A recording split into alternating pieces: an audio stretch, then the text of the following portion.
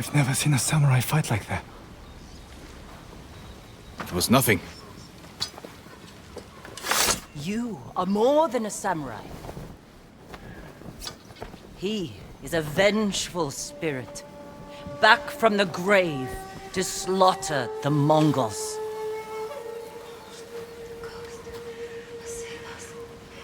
Where do we hide now?